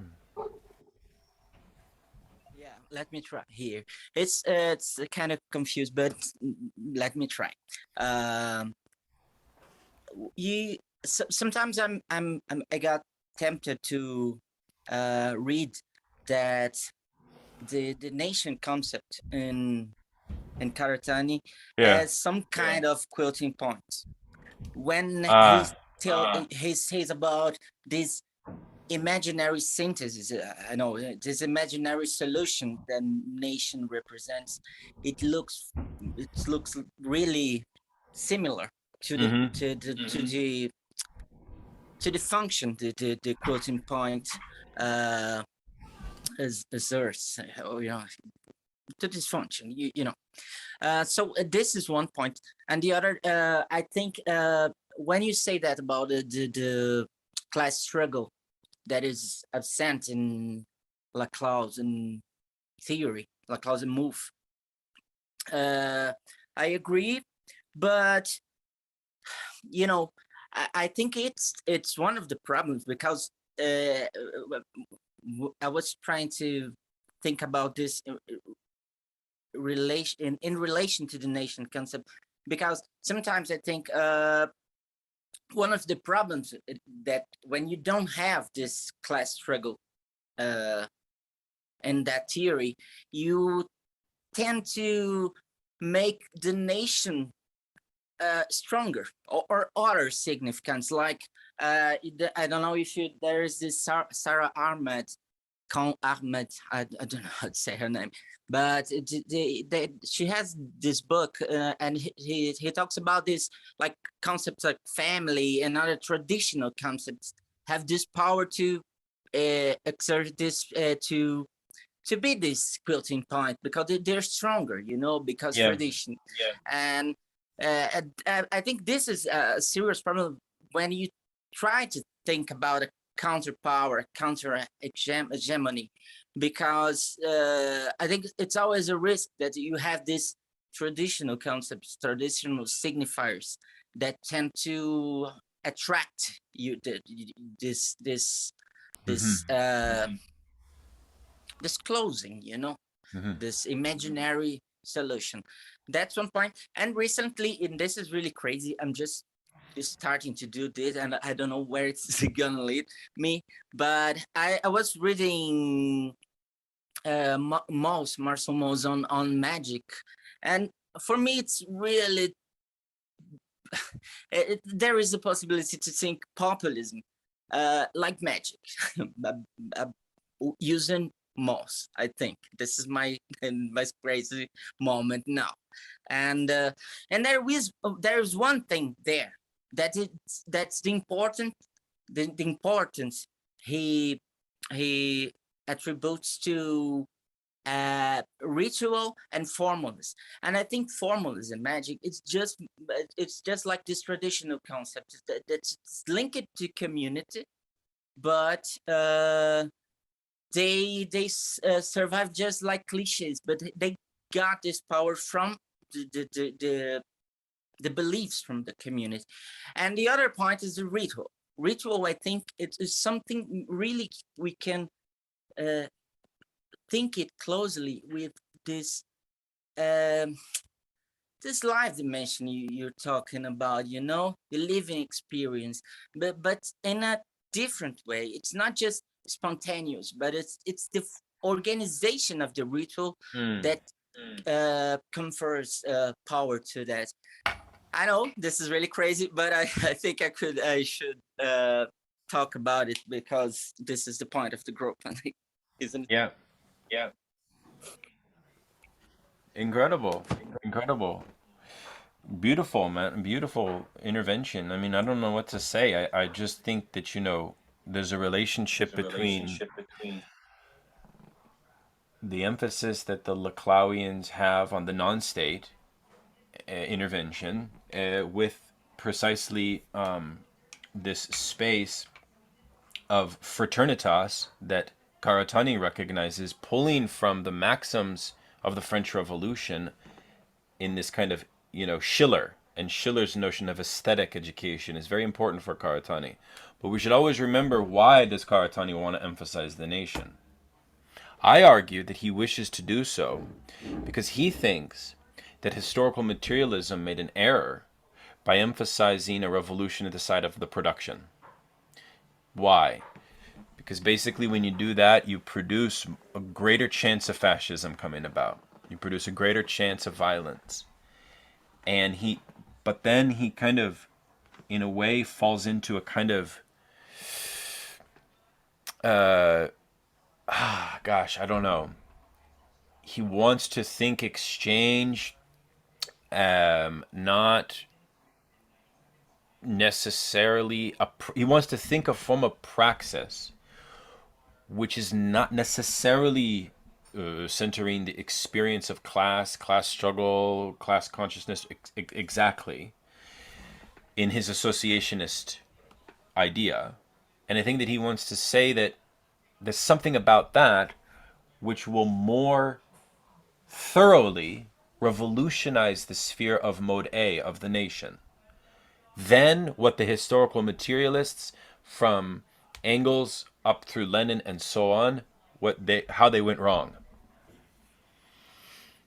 It's a nice proposal, it's a nice theory. And he wants to say furthermore, maybe, Gabriel, and I'd like to see what you think, maybe that Karatani model could more adequately, at least in theory, address the problem you said, you know, of the right wing dimension there. I don't know. That's something for us to grapple with, perhaps. But I, for one, am not really convinced of Karatani's praxis of associationism, because one, I think concretely in Japan it has not materialized, and two, I'm not exactly sure about the nebulous zone of the nation that he theorizes and how. I mean, I understand that there's a relationship between mode C and revolutionizing it and what its effects could be on mode A. But I often get the sense that it's unclear what political praxis could do within the sphere of the nation, absent a change in the mode of production. So I tend to be much more historical materialist than he does in that sense. And I'll stop here. I think Riemann and ideology critique is militantly historical materialist here, whereas Karatani is not. So I think that's a true Marxiological difference that's going on there. But I would be curious what Gabriel thinks, given that you're a great scholar of Karatani. Please. Great scholar. I knew you wouldn't like that. I knew you wouldn't like that. You are a great scholar of Karatani. No, but I think that I get where Michael is coming from, because we talk a lot about especially the Black Panthers and the role of the reference to the nation in their whole thing, you know, and I know Michael also already studied and dealt a lot with kind of limits of Lacan's approach to populism and how much it's lacking a sort of organizational material basis for actually being able to account for why some things stick and other things don't at a level of discourse. And I feel like both of you have that similar idea as a background, right? The issue which I think Karatani brings to the table, which is interesting, is that, I mean, we could easily fall into a kind of above and below transcendental idea about society where, you know, there are some things above and they're kind of crappy and superficial, and the things that are below, they're the real hardcore stuff. And Karatani doesn't accept the metaphor of an edifice, right? He works with this idea that there are 3 layers and they can knit themselves together in very complex ways. So pointing to a below, I mean, it's a nice metaphor for those who are oppressed, but other than that, it's not a metaphor for the economic, because all dimensions are economic for him, right? So I think the question of what makes something stick becomes like a general question, and it might be the nation that makes something stick with regards to the state. For example, you can actually account for part of Nazi political economy precisely by the way that nationalism, you know, Nazi fascism and so on, helped to mend economic problems. So in that case, what quilted the situation was the National Socialist ideology actually had an economical function, right? So I think the cool thing about Karatani there is that the question of what makes things stick, which is the problem of the quilting point, becomes there can be many solutions. The thing is that he can give many solutions because there is not one symbolic, there's not one field. There are at least three that are knitted together in infinite ways. So he takes the other point to be the issue. Like he never would claim, which I always find problematic, and I think you should try to avoid, Daniel, when you can, claiming that someone doesn't have a quilting point. Like Lacanians love to say, teenagers these days, they don't have like master signifiers. They lack discipline. You know, like it's a small path towards being the guy who says, in my time it was better. We had like strict discipline. People had authority. Like you don't get to say that in Brazil. Like we have plenty of authority. You know? That's the better thing about focusing on the symbolic as the problem rather than the quilting point, because then perhaps quilting points are kind of crappy as social formations. They happen, but they're like going through the nation to guarantee, and that might be crappy. But they exist, otherwise we wouldn't even form like a social space. The problem is what quilts what, perhaps. I think that's what.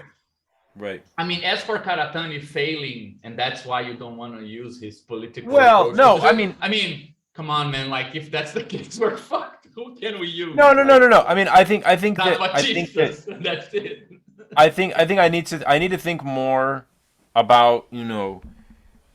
I think that the lineage that I've introduced to you all tonight, this critical ideological model in distinction to this Althusserian, I think that's the main point of my presentation. The question I would say is, can that orientation live beyond a conception of society structured on base superstructure, which I think it's indebted to, because it's very Engelsian. It's very Engelsian. And, you know, can you superimpose Karatani's model of this tripartite? Maybe something like that could be done. And it would be worthwhile to do so. So it's been so exhilarating. I hope I'm not the only one that just had such a incredible fun time. And you got Michael to comment. Like, he doesn't do that. It's like, you know, those animals that only come to the sun like once every 50 years. Like, well, Michael, are you? We'll just close here. Are you on the WhatsApp message group? Yeah. But I speak very little. I would let. Yeah, I'd love to continue chatting with you about this. Yeah, let's try. Okay. See you guys. That's great. All right, my friends. All right. Good night, everyone. Bye, Daniel. Bye, everyone. Bye, Andrea. Great to see you. Bye, everyone.